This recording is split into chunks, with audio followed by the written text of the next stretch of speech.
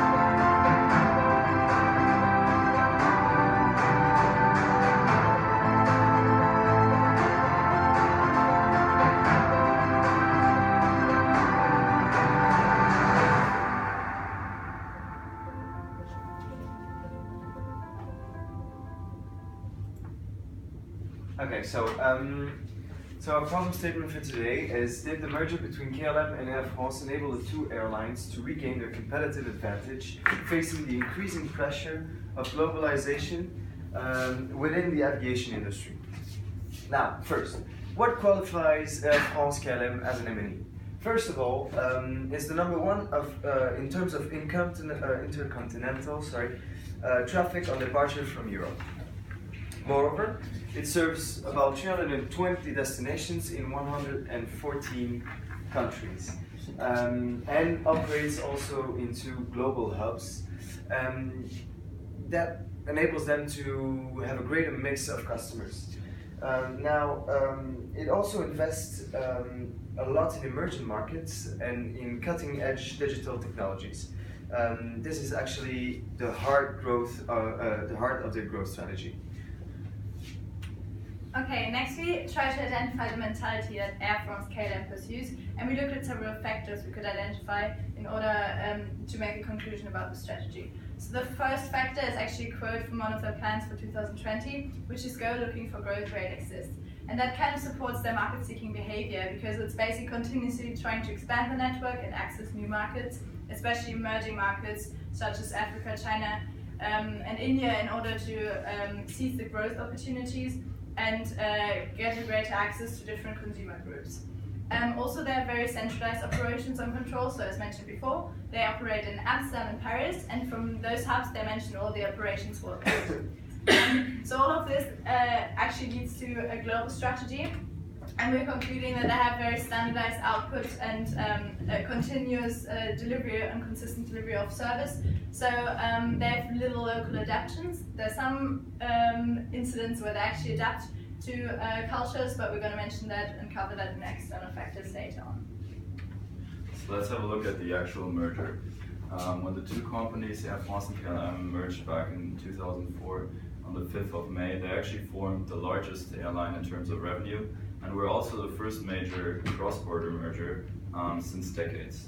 Back then, both airlines were somehow competing as middleweight champions in a heavyweight contest, which consists of basically Lufthansa and British Airways and the two of them.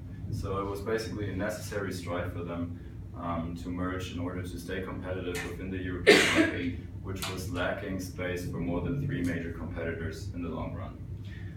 Although past mergers have proven to be very difficult in terms of law and in terms of disruptive challenges that are mostly capital intensive, they were also facing the risk of actually losing their entitlement for certain routes and landing spots, So the two airlines actually try to circumvent those implications by building one group which would consist of the two airlines, but they would remain their distinctive identity, which would also, of course, limit the potential benefits of a merger because they're not merging their functional departments.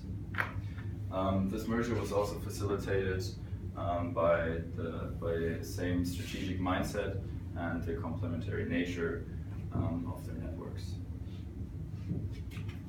So now let's go to the external forces they're facing, especially political and social pressure they have. Air France-KLM used to have a pretty standardized way of approaching other cultures. But in 2016, they had they faced for the first time the experience of force for local responsiveness. It was beginning 2016. There was a flight connecting Paris to Tehran, and crew members were asked to wear headscarves. But there was one French hostess who doesn't want to wear any headscarf. And that made actually a bad publicity for the company. So what they did is, since then, they just focus way more on recognizing these cultural distances, and they adapt a lot more their operations accordingly to these cultural differences. For example, they created this app called Layover with a Local, which is actually, the idea is to match people with connecting flights at Schiphol, so in Amsterdam, with a local from Amsterdam, in order to get some more insight of the Dutch culture. Now, going to the pressure for innovation and learning, KLM and France are pretty obliged to feel this continuous change of need of their customers, and adapt their offering in order to adapt their offering and enhance customer value creation. For example, they created the Tata Communications Network, which is the foundation for innovative services in the Middle East, Africa, and Asia Pacific. By doing this, they enhanced their customer service and could seize the opportunities in the emerging markets. Now, moreover, in March 2016, in order to increase their customer relation, customers were unable to actually see their updates of their flights and also their personal documentation about their flights through Facebook Messenger app. Although they didn't benefit actually of the first mover advantage on development in social media, they proved being pretty successful actually by being awarded as the first #1 customer relation. So how does Air France-KLM actually build their competitive advantage? Well, one important brick is the multinational flexibility, because when you're operating across national borders, which is essential in the aviation industry since it's a highly globalized industry, one faces several risks. One of them being macroeconomic risks. So those would be fluctuations in, for example, the fuel prices, in interest rates, or in currencies, and especially fluctuations in fuel prices impact the company really heavily. In 2015, for example, fuel expenses made up $6 billion, and those are actually 40% of the total expenses of the whole company. Furthermore, they're faced with competitive risks. One can say that the merger kind of decreased those, since the two companies increased their market share by merging, and also they eliminated the direct rivalry between them. In terms of the political risk, one could say that the merger kind of increased it, because now their operations are facing the legal and political actions of both domestic markets, namely in France and in Holland. Concerning the global efficiency, they build upon a broad portfolio of 7 airlines, which are their subsidiaries, and also have equity stakes in 9 further airlines, which means that they're basically covering all customer segments from leisure to business, and also have very local airlines such as Air Tahiti, up to global players such as Air France-Klm themselves. And as we heard before, they're building on worldwide learning, which is also crucial since they constantly have to sense the different customer needs in order to adapt their offer and enhance the value creation for the customer. So what are the engines which drive our competitive advantage? The most important one is certainly economies of scale. The merger allowed the company to rationalize a lot, especially in terms of their network. They were able to reduce and eliminate redundant flights and thereby increase their load factor, which is the capacity utilization. Furthermore, they improved their network since they're merging their focal points in Northern and Southern Europe, and thereby improving the customer attractiveness by offering more connection flights. And lastly, they also increased their bargaining power, especially because they now have a bigger fleet. It is greater in front of catering services or maintenance services and key suppliers such as Airbus and airlines. In terms of economies of scope, the company is cross-subsidizing its low-fare airline Transavia in order to keep this branch alive. Thereby, they're able to actually compete in the low-fare segment against large competitors such as Ryanair or EasyJet. As on our flight today, the control is centralized within the cockpit, and that also holds true for Air France-Klm, since all their operations are centralized within the domestic markets. They're actually not taking advantage of national differences. We were actually able to identify 2 bases for knowledge exchange, learning and innovation. So the first one is the Aerospace Valley Cluster. It's located in France, both in Toulouse and Bordeaux, and it's basically the largest R&D cluster in France. So it enabled them to first accelerate the pace of innovation, also strengthen the relationship with key suppliers, and they gained access to specialized workforce and also industry-specific knowledge, which helped them to exploit their competitive advantage. The second base is a really interesting one. As you heard, they didn't physically merge their workforce, but as to avoid this, they actually had or decided to digitally collaborate. So with cross-knowledge, they developed the cross-knowledge platform. And this consists of 2 portals. One is the My Learning portal and one is the My Learning Executive portal. The My Learning portal is basically used by all the employees, and the main point is to analyze the management issues from the operational point of view, whereas the Learning Executives portal is focused on the top 400 executives from both Air France and KLM, and it's focused on the strategically oriented content. Overall, it's been able to combine internal and external forces of innovation, and the main aim of this operation was to shorten the training times and enhance the learning environment and business trend awareness, also to develop leadership skills and build a distinct digital culture. Overall, they called it Management 2.0. We have a question for you guys, which is basically concerned with the barriers. So we talked about the 4 barriers that are concerned with inter-unit collaboration, and we identified 2 of them that we thought they have been able to avoid by collaborating digitally instead of physically. So I can tell you the barriers, and can you maybe explain to me how they've been able to overcome them? The first one is the needle in the haystack barrier.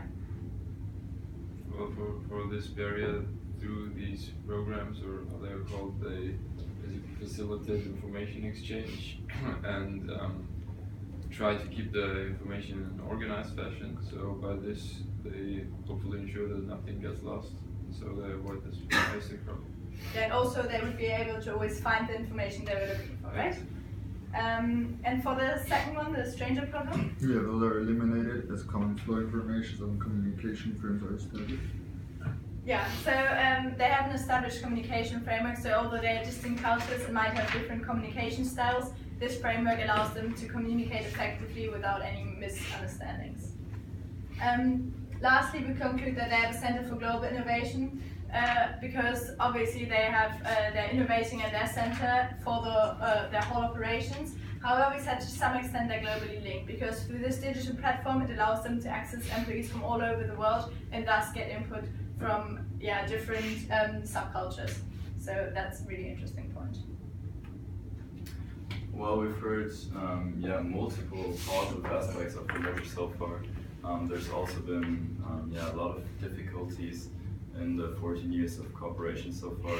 So making the venture actually work can be described as a bumpy road for Air France and KLM. This basically began with an information disclosure issue between Air France and KLM. KLM, in the beginning of their liaison, KLM accused Air France of not disclosing all of their information. This was quickly resolved, however. Furthermore, there's always been something like a cultural clash between the French and the Dutch mentality, since the French organizational culture is more hierarchical and kind of clashes with the more open-minded culture of the Dutch counterpart, which is more based on something like égalité. And